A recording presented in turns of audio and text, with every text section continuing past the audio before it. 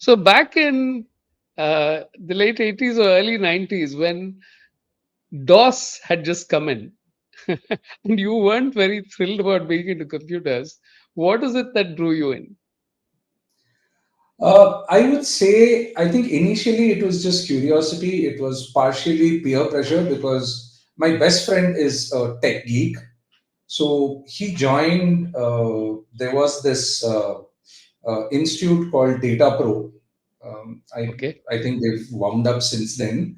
So he joined this course, and then I said, okay, I mean, if he's joined, what will I do in the evening when he's in this course? So I also just joined this course, and yeah, and that's how that journey or initiation into tech started. I mean, not out of interest, but at that point, more out of compulsion, I would say. Okay. And at that point, even the concept of a network and how to connect it and how to get it going was in its infancy, right? Because most computers were standalone until the internet arrived, and then you decided that you had to connect all these things. Yeah, so there were those. So there were two eras, right? The minis were actually there even before that. The minis and the Right. mainframes were there, right? So the minis worked on different flavors of Linux. Okay. So every organization had its own flavor. For example, I worked in HCL, so HCL had its own version of Linux to do that. So those were existent then, and then the terminals were dumb terminals. So you power on, they get connected to the server, and then they work on the server, and then there's nothing stored locally. So that was the era when PCs were getting, becoming mainstream or just getting in the nascent stage. Okay.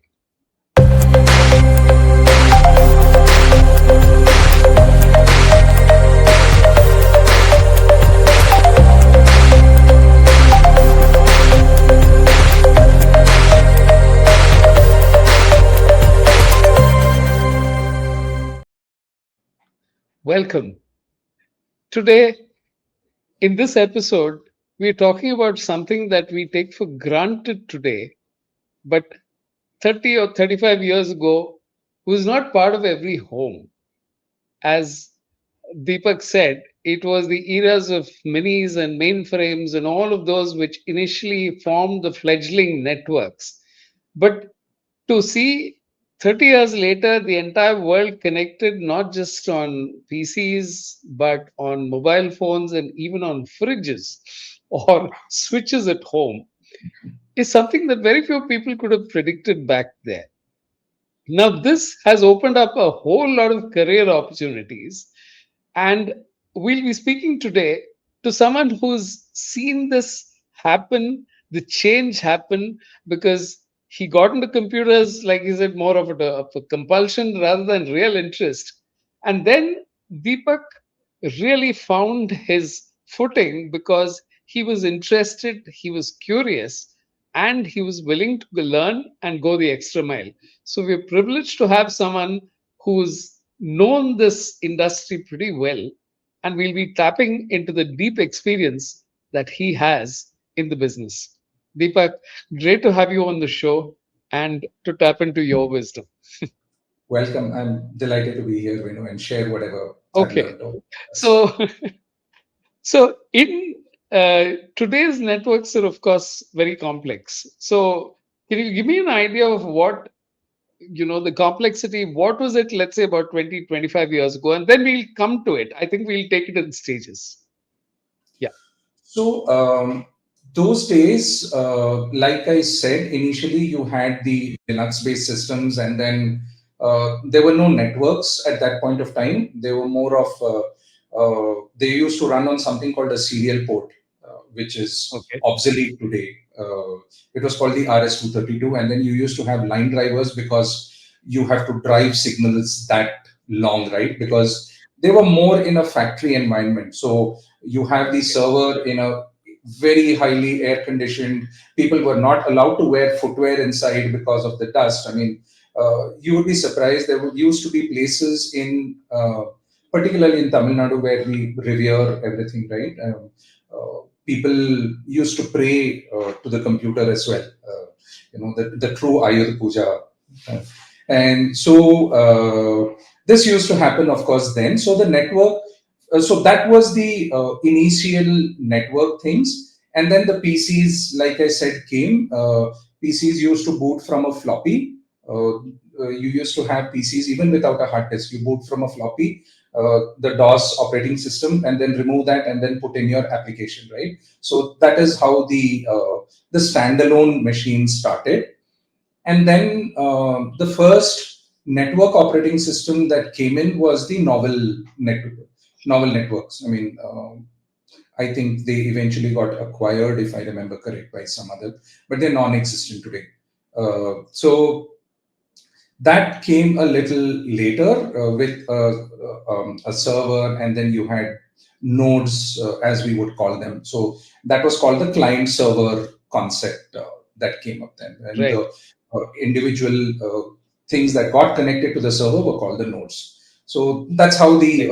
and then they used to be called the ArcNet, um, which is prior to the Ethernet, which still is in use today. Of course, the speed of transmission has increased drastically over the years, but then the concept of the same copper cable with the if you've seen the connector, right? It's called a RJ45 connector. That for some Right. surprisingly has stayed for say 30 odd years now. Okay. Okay. It's amazing how companies that just created the network connections have transformed into billion-dollar behemoths. Everyone from Cisco to Juniper to all of those providing the hardware. Right. So, uh, today's networking, can we talk a little about what kids today, when they're getting into networking, what should they be paying attention to? Because we're transitioning towards wireless, but I think it's been a slow paced transformation. So, if you broadly classify network, or I mean, I'm talking more from a implementation perspective, right? Right. So there are two sides to it. One is called the passive components. The passive components basically start with the cable from your laptop, which goes to a switch depending on the complexity of the of the organization and how wide or how large the campus is. There might be multiple layers of switches, and Right. eventually they all merge into one place, which is where you have the server and probably the firewall and all that. So designing all this, what is the optimal way of just to give you an example, you have say a university, and the university has the central laboratory where the servers, the firewall, the core switches are there, and then you say you have multiple hostels where you want to provide connectivity, right? Now you could do it in multiple ways. You could run one cable from the server room to one hostel, and then from there you could have a switch, which is called the distribution switch, which then Okay. subdivides itself amongst the users. Or you could run a cable from the server room to every individual user across.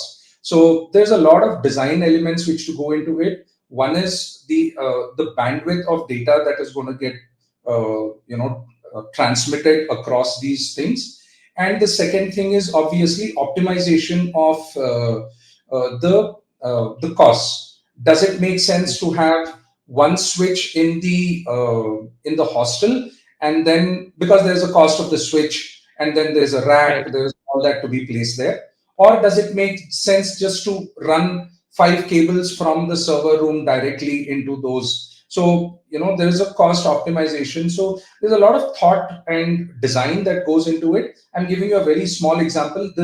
I mean, assuming you have 10 hostels or 20 hostels, and then you extrapolate this into an entire campus, right? So there's a lot of design that goes into that, and then the thought process, and that is designing the passive part. which, and all the cables eventually come and terminate into the server rack, or what we call the jack panel. From there, it then goes into the switch. So that's the passive side of the network, Network. which in itself is a specialization.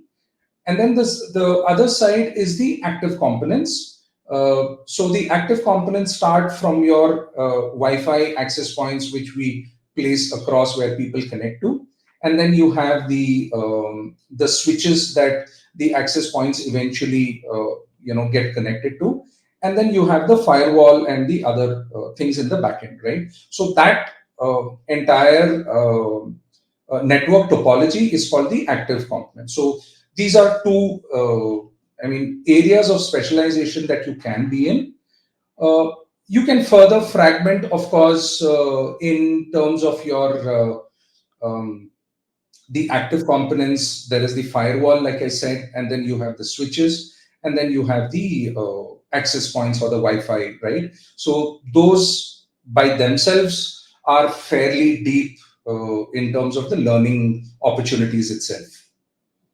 So, in terms of entry level jobs in networking, what are the points at which students should start? Let's say whether they're in engineering or not. So, just give me two career paths. One, people who are doing engineering, or otherwise, what are the other ways in which you can get into a career in networking? So, networking, you could start with the endpoint devices itself. For example, ultimately your endpoint has to get connected to the access point or to the switch or whatever. So you will always Right. have a problem saying that, hey, I'm not, and this is something that you will always also probably face at a personal level, saying, I have my access, I have my password, I have my Wi-Fi password, I am within the range of Wi-Fi signals, but I'm still not able to get internet, right? So Okay. it can start even from an endpoint level. And then entry level careers can be from designing. Of course, there are a lot of people who offer courses. You may not learn everything as a part of your diploma or engineering or whatever degree that you're pursuing. So there are a lot of institutes that offer networking, elements of networking and stuff, and give you probably some amount of real-time lab experience as well. So in terms of entry level jobs, there are two ways to look at it again. One is you can join an organization like us who set up networks for clients, so you can be a part of that, building things from scratch.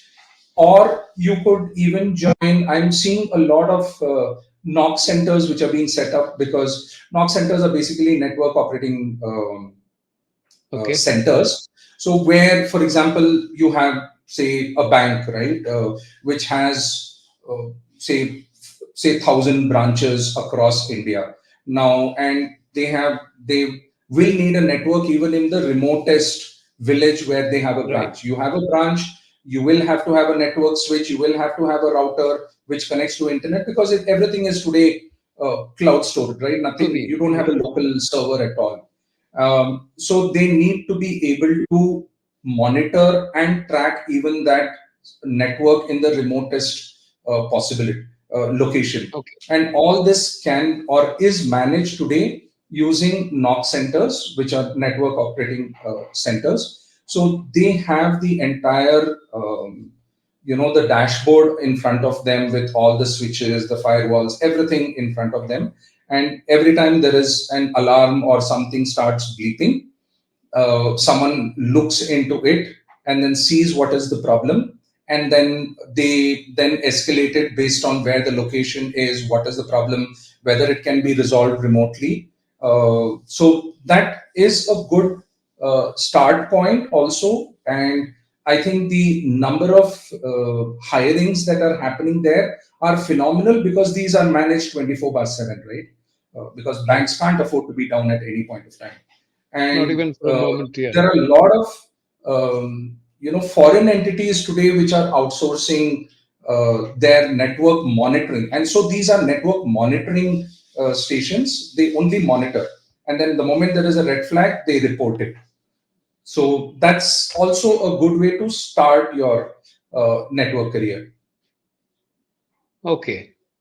And as people advance, typically what is the specialization or what are the additional skills that they need to acquire to progress in their career?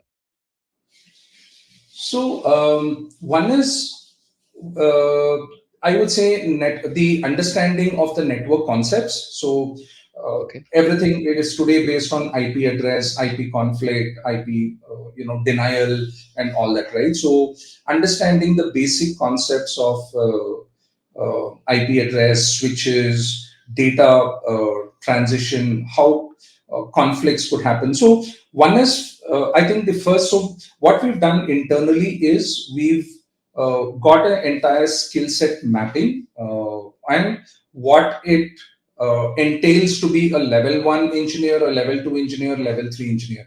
So a level one is basically first understanding the concepts. What does an IP address mean? What is a static IP? What is a dynamic IP? Right. So you start from understanding the theory behind everything, right? And then you get into the devices, saying that okay, this is how the device is, and then how do whatever I've learned apply in these devices. So, and then how complex can these devices get? Like you have a layer one switch, and then you have managed switches where, like I said, you can remotely control, turn on, turn off an individual port in a switch. And then you have the layer three switches. So the switching technology itself is very deeply entrenched by itself. So um, that's a good start to be. And then you have Wi-Fi, and then you have the firewalls. Wi-Fi, again, you can start from a basic home router, like we have our Wi-Fi, but it gets more complex. For example, take a corporate environment where you have company-owned devices, then you have employees. Other than banks or very very high security areas, companies don't provide the phone, right? It's all individually owned, Yeah. which is what we call Right. BYOD, bring your own device, right? But Yeah. the device belongs to me, but at the same time, I do hold very critical and confidential company information because I receive my company emails on that, right? Right. And company emails can hold a lot of confidential information, but then the device belongs to me, so there is very little I can restrict my employee to do, and I cannot tell him don't go to this website, Mm. right? So Right. how do I then and then you have visitors who come, and you might want to give them internet connectivity for whatever reason, right? So which is so in Wi-Fi access you have different layers of security. So the company devices will have certain privileges. A BYOD, which is your mobile phones which holds certain amount of company information, but will have limited privileges or access to servers and stuff, will have a second SSID. So those are called SSID access. So how do you ensure that, to learn how to implement that, then how do you ensure that, and today, like it or not, if you see any defense establishment, they will never have a Wi-Fi setup. You Oh. go into a bank, all the devices, even if it is a laptop, will have only a LAN cable. They will never have a Wi-Fi.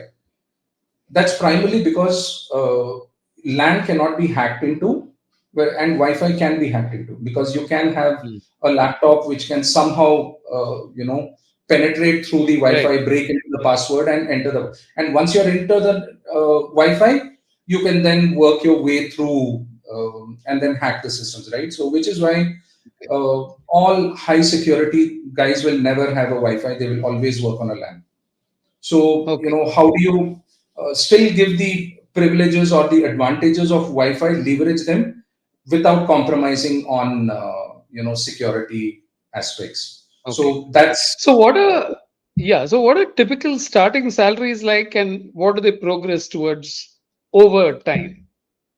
So if you are just out of the fresh out of the oven, either from a institute or one of these, you would start anywhere between 20 to 25K is what I would look at as Yeah, either knock starting engineers or salaries. a typical IT engineer. And based on how you specialize and you are, how good your problem solver you are, you can work your way up to a couple of lakhs also in the networking field Okay, itself. okay, wonderful. So I'll just sum up whatever we've discussed so far. So I'm speaking with Deepak Srinath, and it's fascinating how he has seen the entire business evolve and networks come into being right from their infancy to the highly complex networks that are uh, present today. As he said, there are, even for something as simple as the network within a university or a campus, to high security environments like banks and corporate environments where there's a great deal of confidentiality involved and information that needs to be protected. The rules are different, the layers of security are different, and it requires a deep understanding of the active and the passive parts of the network, and what even designing these networks can get to be highly complex exercises apart from the implementation.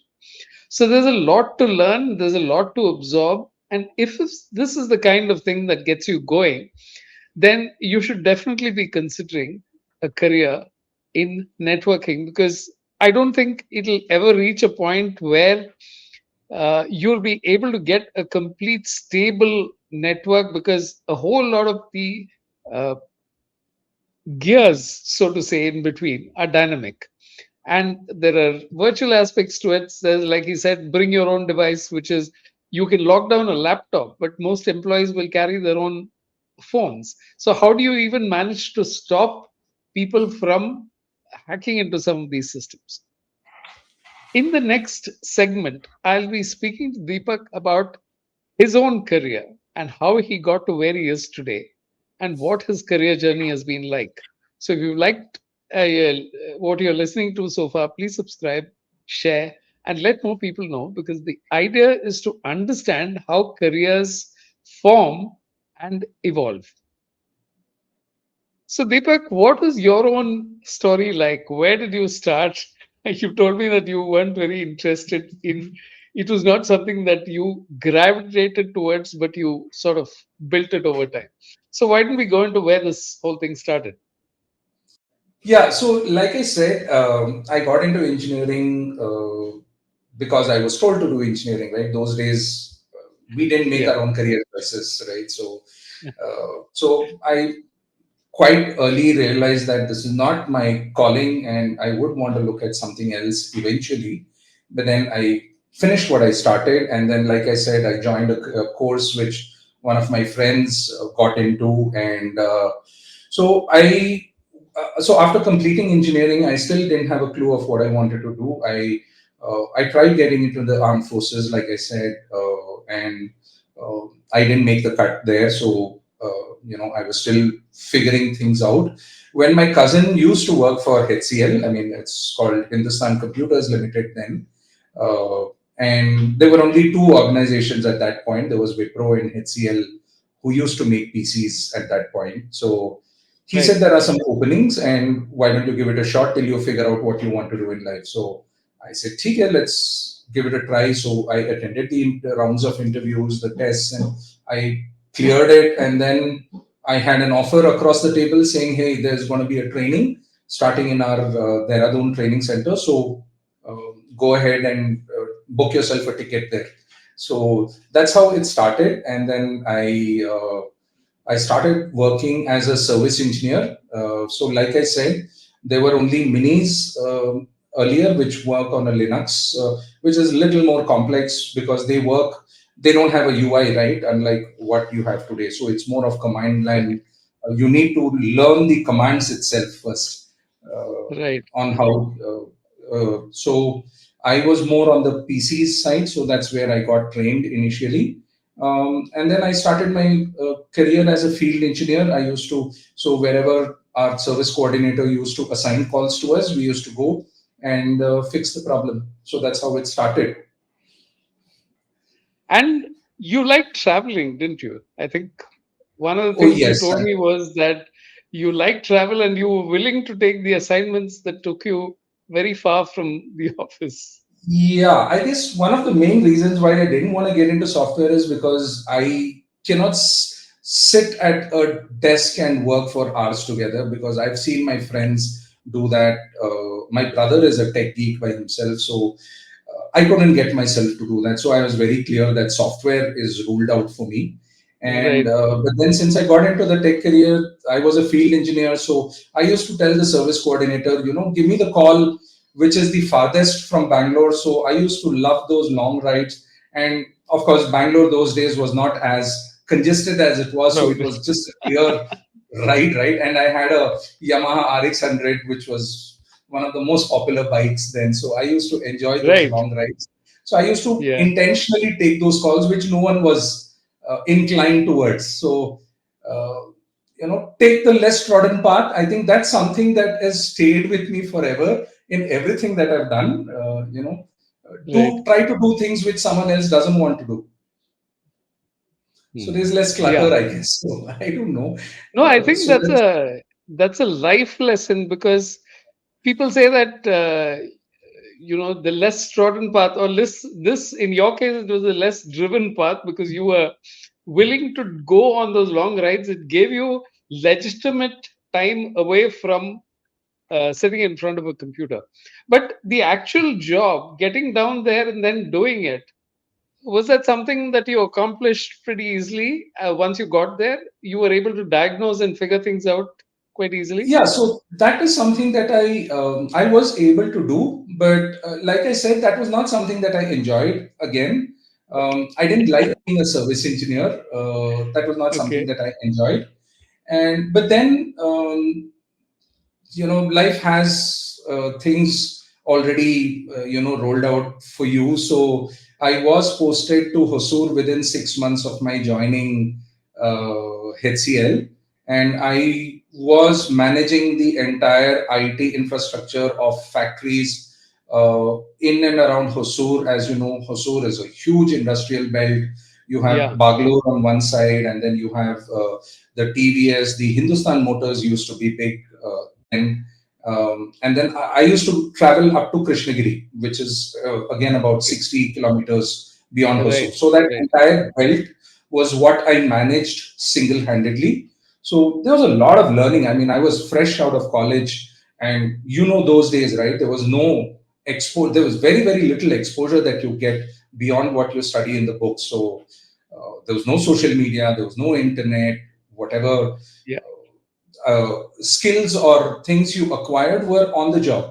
And yeah, that was, I mean, So, do you have a couple of instances of something that you set up that you still remember in terms of how complex it was and what are the things that you had to break your head on? so I remember one of these incidents where, I got a call from Lakshmi Automatic Looms, it was called. It's a part of the Lakshmi Group, Coimbatore. And they called in the evening saying, our server is not working, there is an error message. Okay, and I mean, started sweating it out already even before going there, because their entire factory was down because they were, I mean, Oh, it was so we had those manuals, where we used to have those error codes, and then they give you the plausible try and figure reasons for things that out. error Yeah. code. Yeah. Yeah. And so I started looking them up. You can't obviously by heart the entire thing, and I was just 6 months into work, right? So I didn't even have so much of hands-on Right. experience that I could fall back on. So I started through the night. It was a sleepless night for me, and they said come, and factories, as you know, start at 7:30, 8 in the morning. So I was there at 7. I mean, I prayed to God and went there saying, okay, let me hope I will be able to sort it out. And then I went there, and then I opened up the server and I did things, and then closed the server back, and things started working. So Wow. I just kissed my stars and then said, okay, it's things. So by the time the general manager was very, very techie himself, by the time he came, the server was up and running. And then he patted me on the back. He said, good job. You've taken a lot of things off my shoulders. So, and then he actually went on and said, I have trained so many of you guys because your company puts in all freshers here and then we become the training ground for them. So, Yeah, so that was that's something that I kind of, would never. yeah. I guess there's always a trade-off there because when you're learning, if you're enthusiastic and you put in the effort and you put in the required amount of time into expanding your knowledge rather than confining yourself and saying, I'll just do this. This is the other Right. part which I think is very important in terms of being able to take things on and just keep expanding your fields of expertise. They begin to work for you in ways that you wouldn't figure out at that point in time. It comes Correct. back Correct. to you much later. Yeah. Yeah. Yeah. True. Yeah. So you were doing this for how long? You worked with them, and then what is the I next stage? worked with HCL for about a year, and like I said, I still, I realized that I was not cut out to be a service engineer either. Okay. Uh, and because I was the sole representative in Hosur, I started getting opportunities also. And then my boss said, go ahead and address those opportunities because for every organization, obviously, revenue is welcome, right? So uh, Yes. and if this is not even solicited revenue, it's coming to your doorstep. I mean, my boss was more than Yeah. happy, so he encouraged me, Yeah. and it was that probably taste of blood, you could say, of selling, that kind of got me hooked. And so I started enjoying interacting with customers, positioning products, and then closing the sale. It gave me a kick. And so I started, probably not that is when I probably started gravitating towards towards sales. And I worked for about a year or so, close to about 14 months. My overall journey, and Hosur, I was there for about 8 months or so. And that Okay. is when they were appointing dealers on a pan India basis, because they realized that if you need to penetrate the market deeper, it can be done only through a dealer network. It cannot be done by direct sales, right? So that is Right. when they started appointing dealers. And so a cousin and I got together, and then we became. I took the entrepreneurial plunge very, very early. Probably I was 22 or so when I Wow. took that plunge.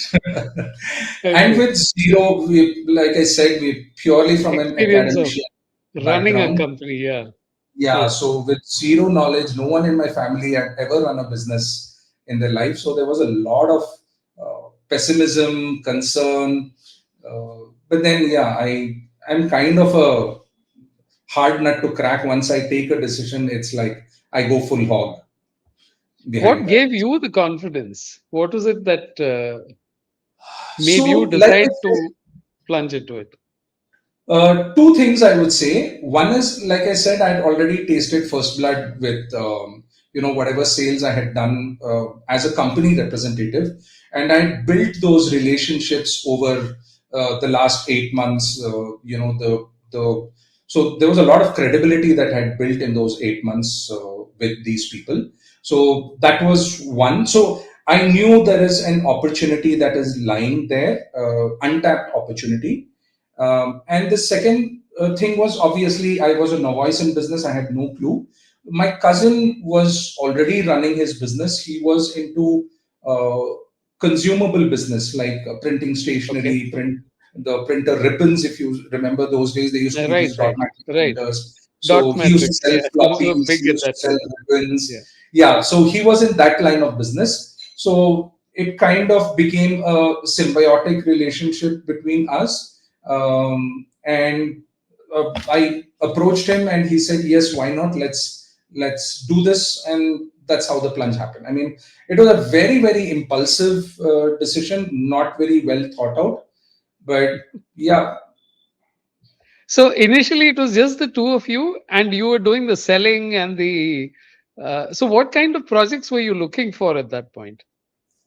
So the first project, I mean, I still remember, was 1.82 lakhs. It was one server and about five nodes. We set up a network of a factory. Obviously, I didn't have all the know-it-all then, so we leveraged another company's networking capability to install the software and run it. So we did the selling, and then we used to work with another partner who did the networking, the installation and all that. So that's how we started. That was my first order that I picked up. I still, I owe huge gratitude to the person who trusted me and gave me this order. His name is Adi from Knitwell Needles. Even 40 years later, I cannot forget that person for what he did for me. I mean, and that Right. was, there's no looking back from there on, right? And the first order, I always say, the first order, the first job is, you should cherish that, even if you Yeah. got a raw deal. So that's something that I cherish. And then how did things progress? Because it meant that you would still have to do a fair amount of pitching. You had to figure out, okay, which are the companies which require these networks, and then you had to convince them to go with you, because it's not very easy for, and given your age at the time, you were into your early 20s or mid 20s, and you were actually trying to persuade people to put in a certain amount of confidence into your abilities. So, how did you work that through? So that was not a big problem because they already knew me as a person, as having worked Great. with HCL. Okay. Okay. So that Okay. because Hosur is a very small, I mean, then Right. it was more of word of mouth, right? So people would, uh, and I could use these references saying that, and he was a very, very popular person in. So they've said, oh, if you're good enough for me, him, then you're good enough for me, kind of Yeah. thing, right? Because, and he was quite tech savvy himself. So the Right. person whom I sold it Right. to, his name is Adi, right? Right. So uh, Right. so selling was never a problem, and HCL as a brand name was very, very well established, particularly in Tamil Nadu, because the founder is from Coimbatore. Shiv Nadar is Mm. from Coimbatore, so they had a very, very strong, I would say, a literal monopoly in Coimbatore and factories around Coimbatore. So that was fairly, easy for me to establish myself in Hosur. But then, yeah, so it's a small territory, right? And those days, one PC was nearly a lakh of rupees, so you couldn't have Yeah. too many buyers. So we used, I mean, if I sell one desktop in a month, that was like party time for us. So there used to be months when we would go without an order as well. But we Right. did well enough that we were offered dealership in Bangalore. So eventually we started. So there was a geographical demarcation those days. It was very controlled environment. So if I'm a dealer in Hosur, I cannot sell in Bangalore. So we had to apply, and we managed to get the dealership for Bangalore as well. And that is what gave us the volumes over a period of time. Yeah, like you said, identifying opportunities. So it was cold calling, door knocking. There was no telecalling. No, I mean, of course, those days we used to have the yellow pages. So pick up the phone, call, and so we've done it all. I mean, I have personally done Yeah. everything that goes into running a business. Yeah. And that I think is key to making this happen, that you can't delegate at that stage in a startup. You literally have to be the jack of all and the master of everything, because you have to manage it end to end, because you aren't going to get people to find uh, people to fill those gaps initially. So you have to learn, fill those gaps, make those mistakes, learn, which is where I Yes. think the kind of learning that you get at that stage is very hard to replicate later, because there's so much riding on it.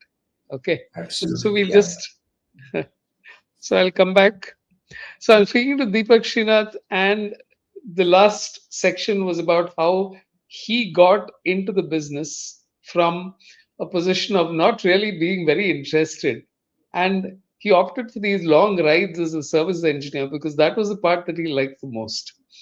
It helped, of course, that he was able to sort out the problems that he was sent for, which the company reposed more trust in him. He was posted to Hosur and he got a real deep knowledge of the factory environments where the early networks were being set up.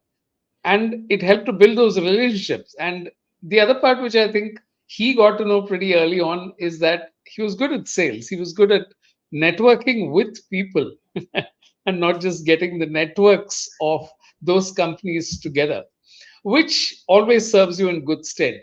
So, at a pretty early age, he decided that it was time to sort of set up things on his own. So, with a cousin, he started off, and then he said his first order was just 5 nodes and a server. And they actually had to get the help of another networking company to get that done. But then from then on, he had also got the timing right, because at that point networks were just coming into being, companies were considering the whole thing, the systems were coming into being, the dealerships were being offered. So it's a very different ballgame from today, where all of these businesses have kind of matured. And that's essentially what leads us into the next stage, which is that how does he map out the field of networking today? What are the areas that people should be concentrating on? And what are the potential opportunities that are opening up, and where they should be going in future? So, if you like what you've listened to so far, like, share, subscribe, let more people know. Let's get back to. So, Deepak, where do you see this change happening over the next, let's say, year or two? What are you seeing in the market right now? So I think the biggest buzzword currently is the DPDP Act, right? Which is, Okay. I mean, in its very nascent stages, and uh, every organization which stores customer data or any kind of PII, as they say, personally identifiable information of customers, uh, are not just morally bound, but today statutorily bound to protect or have layers of protection for that data, irrespective of the size of the organization. So it hence, because today, and the penalties are very very severe, and uh, it's immaterial of whether it was due to an internal hack or someone externally exploited a vulnerability and exposed your data, right? So that's immaterial. The consequences are the same either way. Right. Breach is a breach, right? So I think that is where we are internally gearing up big time to do that, or to cater to that opportunity or the requirement that is out there in the market, to be able to be addressed. So that's something that's huge in the.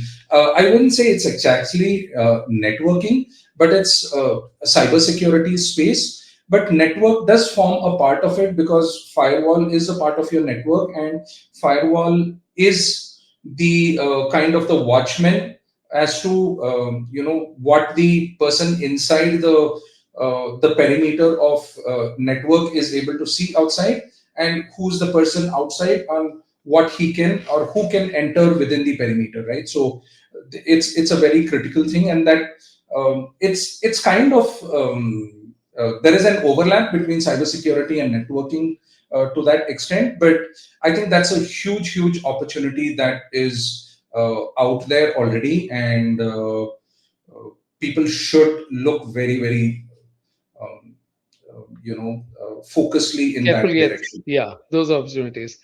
I remember from one of our early conversations how you pivoted and addressed a requirement that remote working happened because of COVID. And then companies suddenly had to transfer assets to people's houses. And then the problem was that they couldn't recover those assets when the employee left. And you figured that out, and you helped companies do everything from setting it up at remote places and then recovering those things and keeping this entire thing going, which I thought was fascinating, responding to how the market moved, because people just look at this as physical delivery, but there's a lot more involved with the networking aspect as well. So if you could tell me how you saw that opportunity and how you capitalized on it. Again, like I said, I mean, I keep using this anecdote, right? The opportunities might knock only once at your door, but you need to be around to open the door when they knock, right?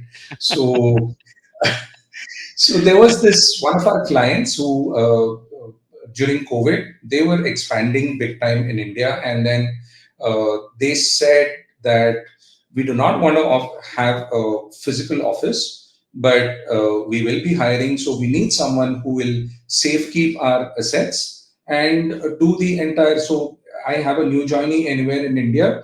You will need to pre-configure. So they have their SOPs in place saying that this is what are the applications to be installed before the device Very good. gets shipped to the user, so that he's productive from day one, right? So and then someone quits, you need to pick it up, bring it back to Bangalore, format it, and keep it ready till it's reassigned. And obviously, as a part of the offboarding process, you need to check whether the asset is returned, whether all the assets that were given to him have been returned in good working condition and stuff. So that is what they told, and we were honest enough to say that this is not something that we've done till now, but we're happy to work with you, learn it, and then build it. And yeah, that was a first movers advantage that we had, because there was no company which was probably willing, and which is why I think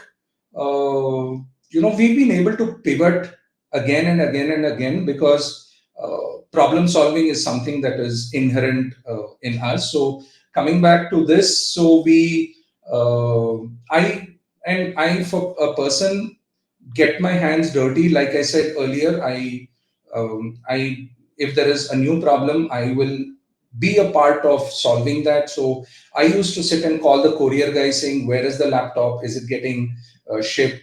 Is it getting picked up? So we we built SOPs. I'm not saying that we got it right the first time, and the customer was very, very accommodative. They said, okay, but then they knew that we're making every sincere effort to get it, because Right. there were dependencies on third parties, right? For example, classic examples, particularly when the person is exiting, right? They don't, I mean, they moved on in life. So for them, returning the Right. asset is not priority It's not number a one. priority. Yeah. Yeah. So Yeah. when we call them, the guy says, "Hey, I'm in a mall right now. Can your person come at 8:30 or 9 in the night to pick it up?" Now, no courier guy is going to go at 9 o'clock to pick up an asset just to, accommodate the user's mall experience, right? Right. So, how were we balancing all these, ensuring that the asset was recovered within the service deliverables of a courier? Because I have only so much leverage over a courier. Ultimately, the guy who's going there is a blue collar guy. So Yeah. how do I cajole him into, getting to do it, and bend it? And then they say, "Show me your ID card. I want your Aadhaar copy." This guy, I mean, it hits him. It pricks Yeah. his ego, saying, "Why should I show it?" So managing all these was a challenge, which I would personally, address. And over a period of time, we sorted this out, and then we brought in these clauses saying that in our agreement with our clients, saying that, you know, ensuring that the user is cooperative is within the responsibility of the organization, right? So we put in all these frameworks. Today we have a very well-oiled system. It's been 6 years since we've done that, and we have 3 people dedicated today. It's grown to such an extent that we had to hive it off to a separate legal entity, It's Oh, called Secure World Logistics. We did this okay. just towards the end of the year, just a couple of months back, that we had to hive it off. I mean, it's thankfully it's grown to such an extent that Amazing. And who would have thought that, that a career in networking would involve logistics and management of those logistics, which is another thing you mentioned before we started off. And I thought that was very interesting that you may not like the overall industry because you think that, for example, IT is always seen as coding, but you found niches and you found things that you like and you can build businesses in. So, what is your take on how people should uh, assess career opportunities and how do they figure things out for themselves? Um, that's it's a difficult way to look at it, but I think first it's very very important to understand what you're passionate about, right? So like I said, for me, traveling was used to give me a kick, right? So Yes, though I didn't enjoy my what I was doing per se as a role, the travel part of it helped me, and I got in. And so what you can look at is you can look at cross functional things that might help you. Like I said, I got into service, I didn't enjoy it, I moved into sales, and today as a business owner, I enjoy writing, I enjoy making taglines. So I was able to market laptop world very well. So you can pick up any industry for that matter, and there are multiple stakeholders. I mean, there is not just one person who forms an organization or one role which forms an organization, right? right. So if you find that that industry interesting, you can look at different roles and marry your passion with your role and be able to succeed in that. And that's something that you should very seriously look out. Again, it boils down to what you guys are passionate about. You could be passionate about writing, you could be passionate about travel, you could be passionate about networking with people, and leverage that passion to your role, and I'm sure you will succeed. You'll get what is this thing. Yeah. So, what are the changes that you see afoot in networking itself or in the process of building these networks? Do you think a transition to wireless is likely anytime soon? Because it's only the uh, mobile phone, smartphone, which is untethered. The others are all at some point connected to a wire because they require everything from power to batteries to everything in order to stay and function. So, what are the changes that you see happening over the next few years? So I think mobile phones, it's already come. Wireless charging is already there. Most of the Yep. new cars have it. That's only going to grow bigger because currently the power that at which they charge the cells are slightly low. It will take time, but uh, like I said, even our compute power in our PCs was very very low when it started. So Yeah. I'm sure that is going to evolve, and that's a huge area of opportunities. And yes, laptop charging, I think, is still very far away. Wireless laptop charging, there haven't been any major breakthroughs as I've seen it. But having said that, battery technology has drastically changed over the years, and I think there's a lot of work. So that's another area where you could be interested. But then that's more on the R&D space. Uh, but then, yes, what we used to talk about 1 to 2 hours of backup. Today we have MacBooks which give 24 hours backup. Right? I charge my laptop only once a day, and I use it throughout the day without any charge. So the battery technology has drastically changed over the years. Uh, but then wireless charging is still very far away. Wi-Fi 5 came, Wi-Fi 6 is come, Wi-Fi 7 is around the corner. So the bandwidth of you know transmission of Wi-Fi data is increasing. So it like I said, it's extremely beneficial, but it comes with its own caveats of security. Uh, Yeah. but having said that, uh, today a gigabit LAN is very likely to be faster in terms of data transmission than a Wi-Fi 5, primarily because of the amount of noise, noise, the RF noise that also exists. Right. So there's a Okay. lot of work that is going around that as well. So, what kind of people do well in a line like this? You have recruited quite a few people over the course of your career. So, Of what is course. it that you look for? The first thing that I look at and what I say is curiosity. Uh, that's because because I interview a lot of people who come from help desk background as well, Okay. who Right. are very template based support. They have these large enterprises who have a help desk. So say my email is not working, they call that internal help desk. That guy will say, he has a standard template. Did you try this? Did you try this? Did you try this? If none of them work, then they send an engineer to the place, right? So uh, to me, I might sound a bit rude on this, but that L1 based help desk is going to get wiped out with AI coming in, because I Right. don't need a person to read out a template and tell me what to do.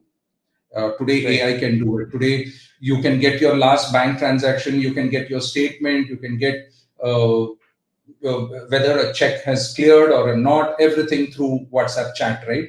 You don't need an agent Right. to tell you all those things in banking. And Right. uh, so, if you are in that uh, career, you need to pick up the threads and move on from there, because that's eventually going to get wiped out, as I see it. Right. So um, what you can, however, so you need to get hands-on experience, you need to get your hands dirty, so that's very, very important. You need to be curious, so that's something that we look at very, very importantly in the people. And then we look at people who've gone, how they solve problems, how uh, can you think on your feet, because how much ever you are trained or you're experienced, client environments are very different. I mean, they use so many other applications, some ticking a checkbox somewhere by some firewall sitting somewhere one part of the world can block your website, can block your email, can block your communication with someone.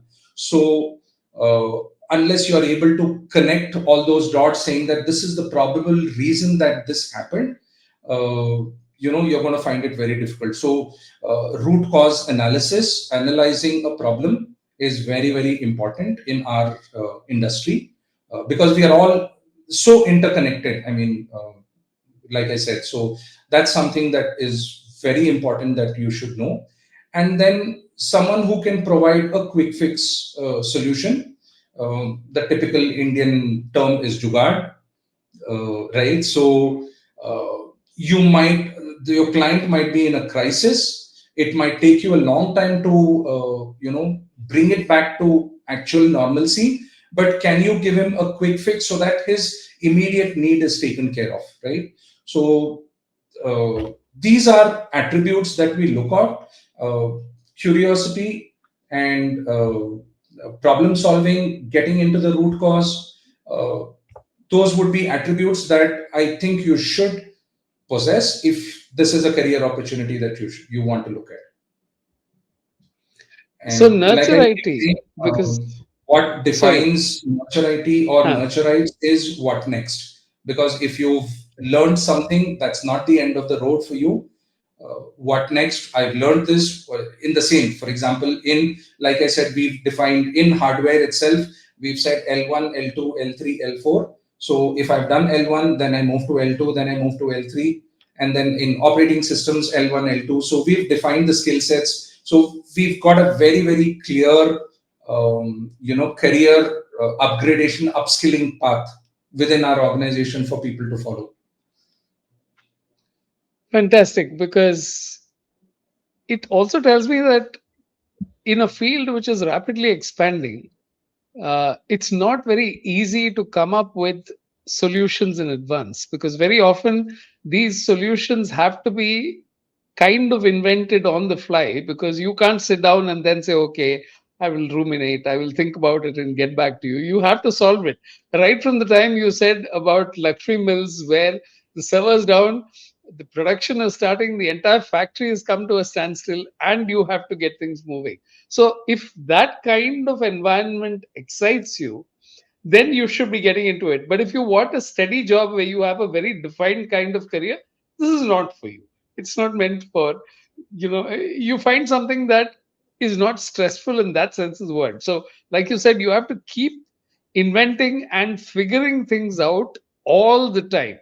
It's not as if that little example you gave of one tick somewhere being a firewall and suddenly things don't work across the system is such a wonderful example of how you can open and close ports, you can have settings, but some obscure settings somewhere down the line, the ability to drill through and then figure out exactly what is happening is what is called for in uh, working in a profession like this.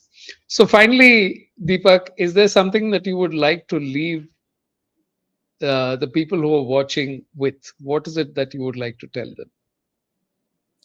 Um, it's an exciting place. It's I would say, a evergreen field to be in, because technology adoption is being crazy, never like earlier. There are a lot of allied things like IoT devices, industrial IoT, smart automation. So there's so many allied industries to technology that you can also explore. Surveillance is at its best. So today, you just can't have a CCTV and do a postmortem saying, hey, this is what happened, right? So it's all about video analytics, being able to proactively predict. So predictive analytics. So there's a bunch of things that you can do in IT, cyber, like I mentioned, cybersecurity. Cybersecurity. It's always about um, the ethical hackers, and the hackers are trying to outwit the other.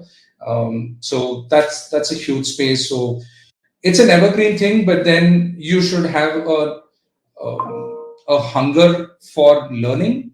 Like you correctly said, if you want a 9 to 5 job, and yeah, another very important thing is you should be flexible, because a lot of particularly network opportunities, you do get downtime only when the others are. So typically, our network implementation, network changes, or anything that's being done is done post 8 o'clock in the night, uh, because that's when the users are not active, right? So you cannot say that, Right. hey, I want a 9 to 6 job, I want to go home, I want to clock out at 6. Then this is not a Yeah. career for you. I mean, you It should doesn't be work. Yes. flexible in a lot of ways. So, yeah, Fascinating. Thank these traits Yeah. No, excite I you, think then you've yes. told it as it is, and very clearly the temperament and the kind of attitude that people need to bring to this is so important. So, thank you Exactly. very much for being on the show. And I'm sure that we've not covered networking protocols and all this in such great detail, because that's a matter of your own interest and application. The idea is to give you a feel of what a career in this profession is about. And I think that's one of the things I struggled with in terms of defining what this episode should be about. I've known Deepak for quite a few years now, and it's always been a kind of, is it networking? Yes, it is. Is it system design? Yes. Is it system integration? Yes. Does it mean so many things? So, pinning it down to one thing was a little difficult, but uh, make what you will of this and apply it to your own tendencies and aptitude, and you'll be fine. Okay. So thank you, Deepak. And I'll just make the closing remarks and come back to you. I'd like to spend a couple of minutes with you. Sure, sure, sure. Love to talk. Great. Thanks. Bye. So I've been speaking to Deepak Srinath, who heads Nurture IT, which is his own company, which he started way back. And it's a fascinating journey because it also mirrors exactly what happened in the industry and how the industry changed. And he's had to change, and the companies had to change at every single opportunity. A threat is an opportunity, and opportunity is also a threat. Next week, another guest, another career journey. Until then, keep watching, and we'll be happy to take you on this journey of my first job.